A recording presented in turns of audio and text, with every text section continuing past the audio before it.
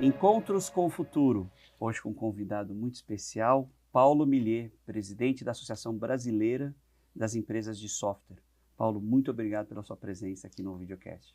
Pedro, obrigado vocês por terem me convidado e terem dado a chance da ABS poder contar um pouco da sua história. Vai ser um prazer. Comigo na bancada, o professor Rafael Lionello, da SPM São Paulo, e Matthew Schurtz, diretor do World Observatory. Encontros com o Futuro é uma iniciativa da SPM, do World Observatory e da Prime, que é o braço da ONU de universidades de negócio no Brasil e no mundo. Paulo, conta um pouco para a gente a missão e a atuação da associação. Eu gostaria primeiro de falar um pouco do histórico da ABS. A ABS foi fundada há quase 40 anos atrás.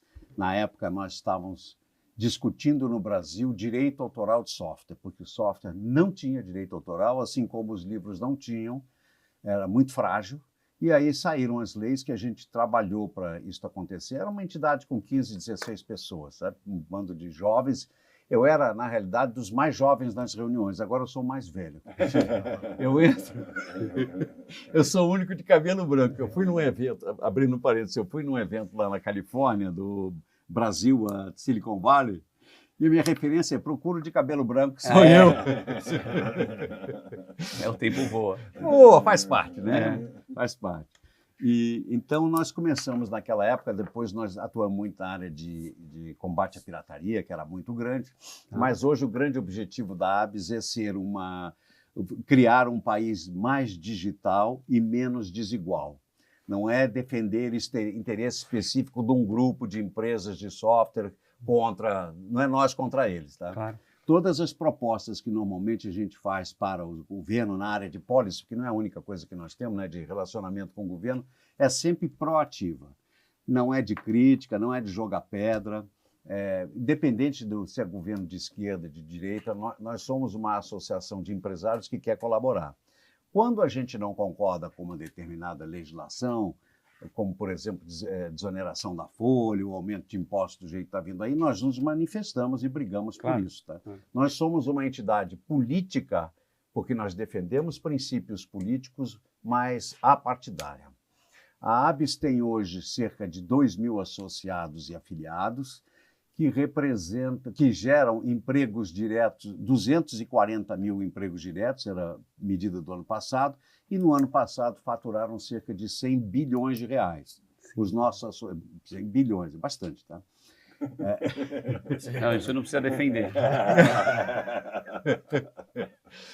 Nós temos desde os grandes associados, que têm mais interesse na área de policy, que a gente defende os pontos de vista de ter um ambiente de negócio saudável, etc., mas uma grande parte, quase 80%, são pequenos negócios, pequenas empresas que estão lá. De software. De software. Nós mudamos, antigamente era só quem participava da cadeia de produção e comercialização de software. Ou você produzia ou revendia, ou dava apoio, suporte técnico para software. Agora, de um tempo para cá, nós abrimos para os grandes usuários de software. Tipo os e-commerce, tipo bancos, tipo empresas que usam pesadamente software. E temos algumas empresas já nessa linha, junto com a gente, né? Algumas entrevistas atrás, a gente teve a diretora de operações da TOTOS, e ela contou o desafio que era desenvolver, produzir e oferecer softwares de qualidade no país. Paulo, um ponto aqui para passar para os nossos colegas. A digitalização, a gente tem observado grandes expoentes mundiais na forma de adotar, digitalizar suas operações e até criar nações startups. A Israel é um dos grandes exemplos, outros países e cidades. Qual que é o gargalo no Brasil para se transformar numa nação digital? O governo. Porque não dá segurança, né? Esse é um deles. Tem mais, tá? Não, tudo mas discorre sobre isso. A política muda toda hora, a gente não tem a segurança jurídica de poder investir, de ficar tranquilo, de saber que a coisa vai acontecer. Aí vem uma conversa de desonera a folha, a conversa de que vai mudar o regime de taxação. O governo, a gente gostaria que fosse mais ágil nisso daí. Mas é fácil falar e difícil de fazer. A gente entende que existem diversas correntes dentro do governo, como é uma democracia, né? Nós temos um contraditório muito forte Então, por isso a gente trabalha no governo. Uma outra coisa muito importante que falta é mão de obra. Hoje em dia, nós estamos com um déficit de mão de obra. Eu sei porque eu estou contratando na minha empresa, além de ser presidente da ABS, da Associação Brasileira da Empresa de Software, eu tenho uma autoridade certificadora, a Digiforte, sou sócio da autoridade certificadora. E a Digiforte também contrata pessoas, né? A gente emite ECPF, CNPJ, esses certificados que ICP Brasil para ter validade jurídica, emitir nota fiscal, essas coisas, né? E a gente nota a falta de profissional, a dificuldade que é você achar programador bom, principalmente na área de programação, né? E nós estamos sofrendo aqui um tipo de assédio que não acontecia antes e foi muito mais forte com a pandemia. É o trabalho home office contratado por estrangeiro. Você tem aí eu nem devia ficar dando a ideia muito, não. Mas acho que essa ideia já tá dada. Já está meio dada. Tem até um visto nômade agora. Exatamente. Você tem um programador, por exemplo, morando em Minas Gerais, em uma cidade pequena. Tá? Porque, abrindo parênteses, programador é a nossa mão de obra, porque a gente precisa do nosso insumo, né? Claro. Além do comercial, marketing, etc.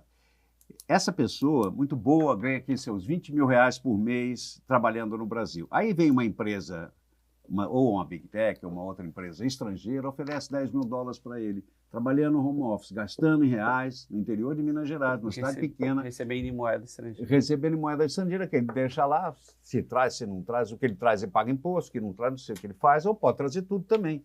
É desproporcional. Antigamente a gente via isso, eu já representei mais de 100 empresas estrangeiras durante a minha vida. A gente via isso quando eu ia naqueles escritórios, um monte de indiano. O indiano é bom para isso. E aí ele chega, 1, 2, aí começa a trazer todo mundo que ele conhece, porque é mais barato e trabalha em grupo. Hoje em dia nem precisa essa migração. Você consegue trabalhar home office do lugar que você quiser, né? Claro que pode cair um pouco a produtividade, mas esse tem sido um problema. Nós achamos, por exemplo, a Brascom faz um estudo muito grande sobre isso aí, que é uma outra entidade parceira nossa. Ela prevê 500 mil, que está faltando 500 mil programadores, 500 mil, e que vai piorar. Pode não ser 500, pode ser 300, pode ser 800, mas isso é um problema que nós temos pela frente. Por outro lado, a inteligência artificial que apareceu de repente, sorrateiramente, todo mundo pode falar, eu já sabia. Sabia nada. Na hora que apareceu, foi um impacto geral. Sim, sim. Nem os desenvolvedores esperavam um resultado tão bom, né? E olha que a OpenAI é nossa associada também, né?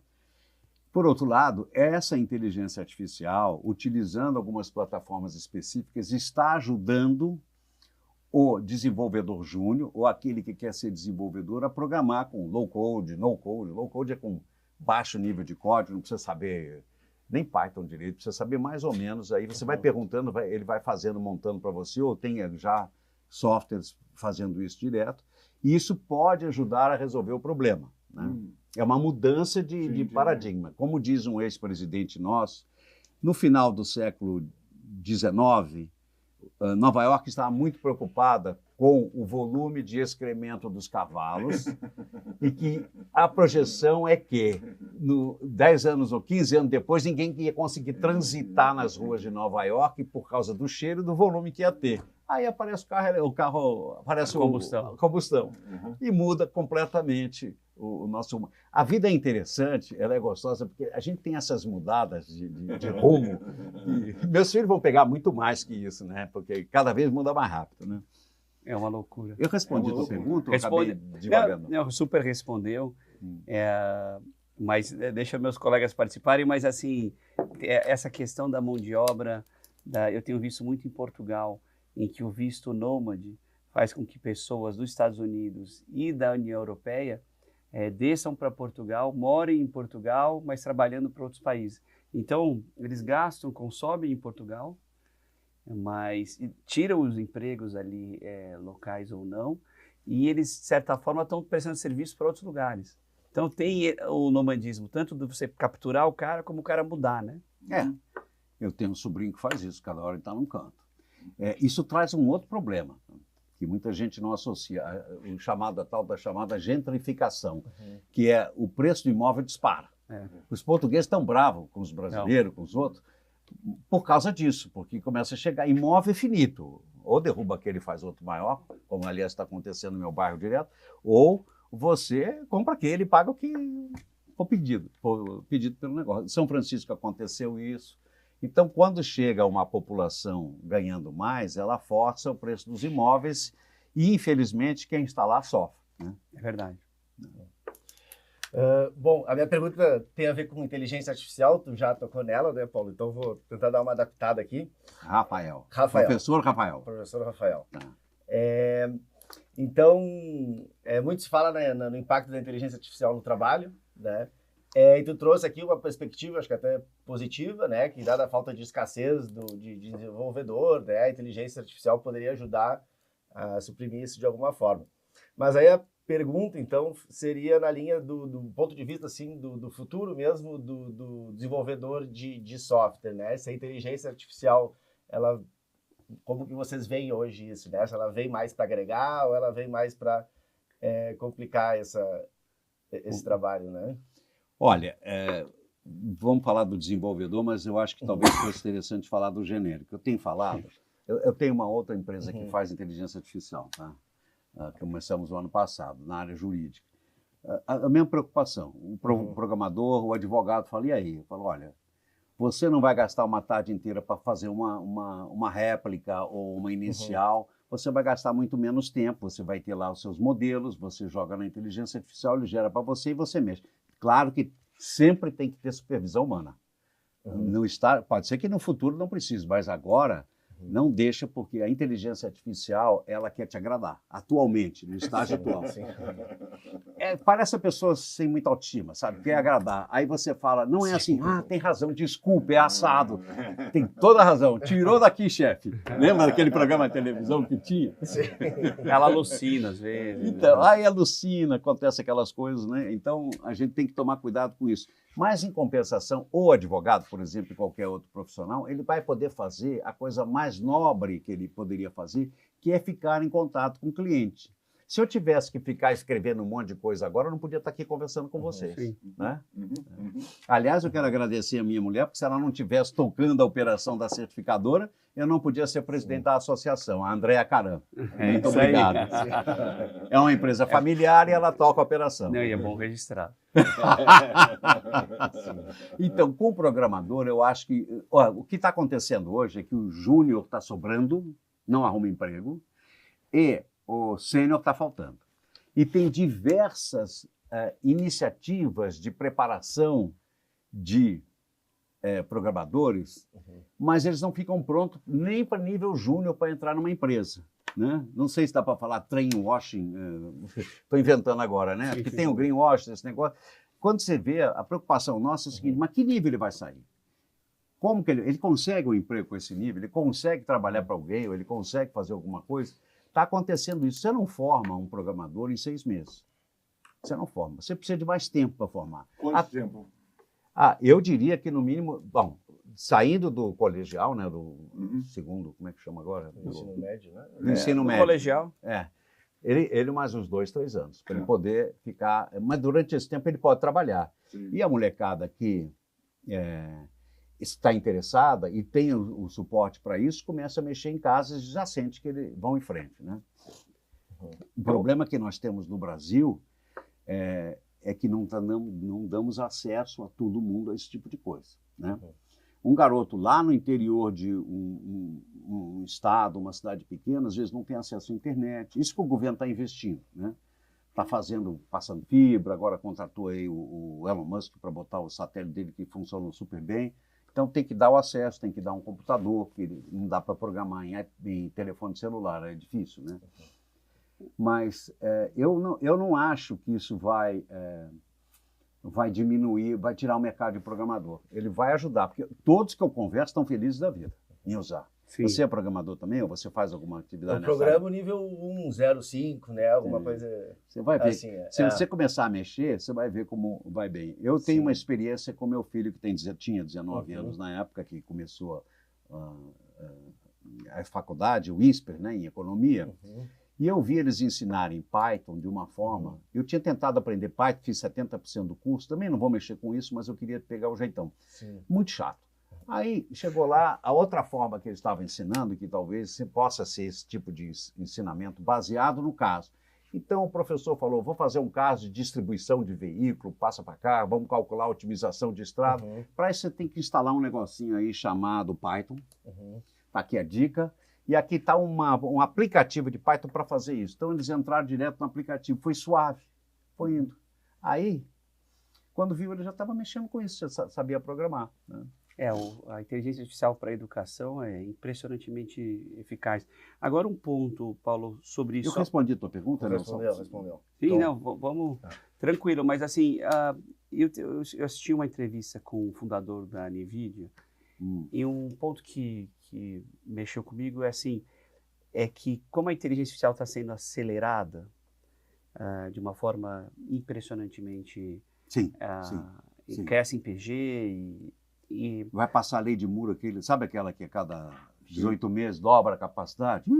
Essa daí vai criar outra lei de Moore. Agora, a gente teve uma coisa que talvez a gente consiga usar como paralelo, que foi a entrada das Big Techs no setor de notícias, de propaganda, que foi a Google, por exemplo, e o Facebook, que conseguiram, em pouquíssimo tempo, sequestrar 2/3 de todo o recurso que ia para propaganda e marketing. Foi muito rápido. Foi.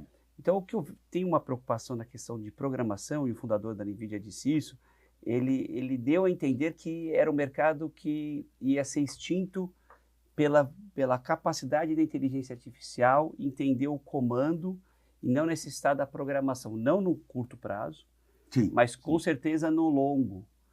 E no médio, não sei o quanto é o médio para a inteligência artificial.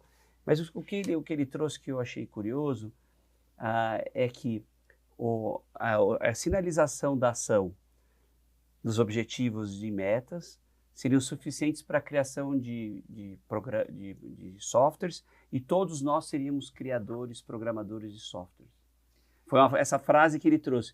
Você vai ser um programador sem ter... Eu falei, poxa, mas e esse setor inteiro? Aconteceu isso no nosso caso, o Matthew veio na National Geographic, eu também... que inveja! Eu adoro essa revista. E era algo imbatível. Nossa, fantástico. Eu também do setor de impressos, ou seja, aqueles grandes jornais, revistas realmente mundiais, algo... Foi aqui, foi em 10 anos. Sim. Então, esse é um ponto que preocupa. Então, como é que você enxerga, qual é a dica, né? Qual que é o... A dica é você aprender a usar as novas ferramentas. E você trabalhar com elas. Aí, surfar enquanto dá. Não, mas não é surfar enquanto dá. Vai sempre precisar de alguém que tenha uma lógica na cabeça, que consiga montar o questionamento, definir o problema, fazer o arquiteto de solução. Então, a pessoa vai precisar talvez escrever menos código, ou quase nenhum, ou dar uma olhada. No estágio atual tem que olhar tudo, né? Mas você poder definir solução. Né? Você trabalhar em cima da ferramenta. Eu vou citar um exemplo de casa de novo. Desculpe, Bruno, meu filho, mas eu abri, logo que começou esse negócio, eu gosto de inovação, dei uma assinatura para o meu filho e ele tinha uma prova no INSPER. Ele começou a mexer, eu nem sei mais o que ele estava fazendo. Um dia ele falou, pai, tirei 8,5 na prova, de uma das provas lá. Eu falei, como é que você fez? Olha, eu abri uma sessão no ChatGPT pago, joguei o livro do professor para dentro, falei que a prova ia cair do capítulo 7 ao capítulo 8. Ele já se formou, né? Sim. Não, ele está se formando ano que vem. A gente espera um pouco para publicar o vídeo. Não, isso não é cola. Ele não fez cola. O que ele fez é o seguinte, ele fez uma previsão. Aí ele fez essa sessão, pediu para que o chat, como professor, gerasse questões mais prováveis, colocou as provas do ano anterior, lá, dos anos anteriores, questões mais prováveis, e depois viu a resposta das questões. E acabou que ele acertou muito. O ChatGPT ali conseguiu para ele dar uma previsão do que seria a prova. E aí ele estudou aquele pedaço, deu foco. É um atalho enorme. Mas isso é legal. Nós temos lá diretor logo que apareceu, né, o ChatGPT, que foi o primeiro, mas os outros são muito bons também, tá? Eu não estou fazendo propaganda de uma marca, não. Microsoft tem ótimo, Google tem... a Amazon também, né? Eu estou falando da categoria, né? Sim. É que nem falar de Viagra. Você não está falando do Viagra, Sim. está falando da categoria. Sim. Então, ele usou uma ferramenta, moleque de 19 anos. Pergunta se uma pessoa mais velha conseguir fazer, vai pensar em fazer isso. Mas esse desembaraço mental é que a gente tem que dar para essa garotada, ou para as pessoas que vão migrar. Nós temos um problema aqui no Brasil, no mundo, que é o aumento do fosso digital. O que você vai fazer com um motorista de caminhão com 50 anos de idade, quando o caminhão ficar autônomo? Você vai ensinar ele a fazer o website? Então, nós temos uma... Por isso que a gente fala Brasil mais digital e menos desigual. Esse é um grande problema. Nós podemos ter uma revolução se a gente não cuidar bem, mas eu vejo que agora está todo mundo de olho nisso. É que nem o carbono, aí, o aquecimento, está todo mundo de olho, né? Se a gente não cuidar bem, a gente pode ter uma revolução. Você cria um filho seu, você está na classe média, gasta aí R$1 milhão, R$1,5 milhão, que é o que custa criar uma criança hoje, né? Classe média, estou falando. Aí o cara não arruma emprego, aí ele tem que viver da pensão do governo, aquele salário único, aquela coisa, enquanto o outro que conseguiu emprego está ganhando 10 vezes mais que ele, não é porque ele quer ficar pendurado no governo, ele quer se realizar. Então, a gente tem que tomar cuidado com isso, porque isso pode ocorrer se a gente não, como governo, como policy, não trabalhar esse assunto. Realmente é uma problemática mundial. A questão é muito legal esse norte que vocês trouxeram, da questão da digitalização, né, diminuindo a desigualdade. A gente só não achou como, porque normalmente a digitalização, esse grande impacto, dizem que gera mais emprego, é verdade, mas gera mais emprego qualificado. E muda muito. Então, isso que você trouxe é muito importante, Paulo, como pegar essa massa da população que perdeu a oportunidade de emprego e de renda e qualificar e capacitar algumas vezes na vida. Porque o caminhoneiro vai criar o website, como você comentou. Uma caricatura, né? Sim, mas daqui a 5 anos ele não precisa mais. É o lifetime, falam lifetime learning, né? Cada hora tem uma expressão legal aí. Isso. E o flipped learning, quer dizer, você aprende em casa e tira dúvida na escola, mas infelizmente ou felizmente, todos nós vamos ter que aprender para a vida inteira. Seja o motorista de caminhão, seja não sei o que. Tem que estar introjetado na nossa cultura. Educação continuada. Formação continuada. Isso tem que colocar desde a cabeça das crianças, que eles têm que se virar, E a gente está aqui para apoiar. E eu acho que não é uma solução única, é um monte de soluções que vão levando as pessoas a mudar. Nós vamos ter que trabalhar nisso. E para isso é governo, viu? A iniciativa privada tem várias iniciativas pontuais, mas ela não tem um poder de governo para fazer isso. E a gente, junto ao governo, a gente tem conversado sobre esse assunto, né? Mas é uma gota no oceano, porque é muita coisa. É muita coisa. Bom, uma pergunta para fechar. Conta para a gente o que vocês estão enxergando agora de políticas públicas, ou mesmo para engajar mais o setor privado nessa linha para o futuro. Quais são os próximos passos da associação? Da associação? Da associação, claro. A gente tem uma demanda lá, os grandes querem que a gente ajude na política, né? Na política de proteção de livre trabalho, pouca interferência na economia. O pequeno quer fazer negócio. Então lá a gente tem vários grupos de trabalho e nós internamente, não estou falando agora como um objetivo para ajudar o país, mas assim, para ajudar os associados e fazer o networking. Nós estamos nesse movimento de incentivar o networking dos nossos associados e passar tecnologia. Estamos dando treinamento de inteligência artificial, porque não é fácil, parece que é, mas não é. Sim. Aí você pega um programa qualquer, seja de Microsoft, seja do Google, seja do outro, e você vai usar aquele que o usuário tem.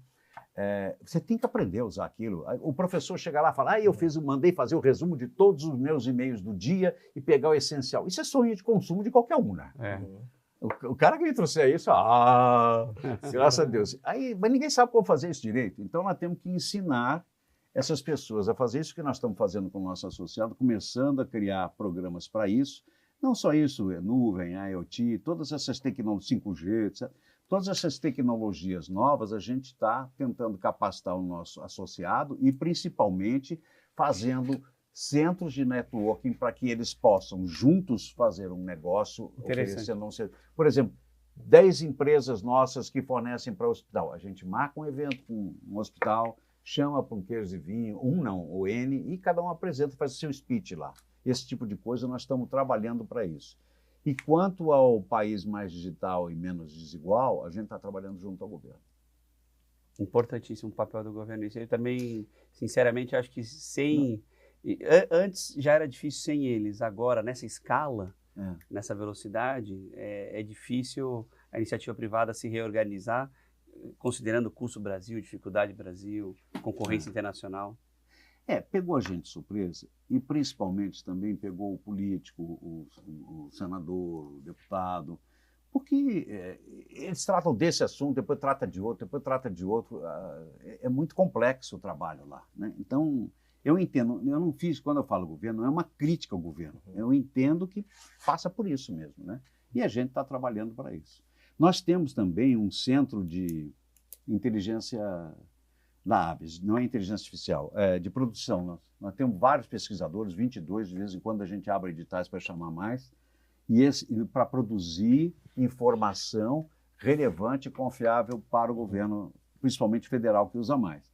A gente é visto pelo governo federal como uma entidade que é séria e que fornece documentação confiável. Então, eles para pedem orientar políticas públicas. Nós temos um trabalho do mercado de software e tecnologia da informação que está no nosso site, abs.org.br. ABS é a Associação Brasileira das Empresas de Software, em que você lá procura o estudo de mercado e tem fontes de financiamento, tem estudos setoriais. A gente está sempre trabalhando nisso. E para isso a gente tem esses pesquisadores, né? Muitos da USP, de outros lugares, de outros estados também. Paulo, foi um prazer enorme te receber aqui, ver as dificuldades, oportunidades do setor. Obrigado, parabéns pelo trabalho lá na associação. Nota 10. Obrigado.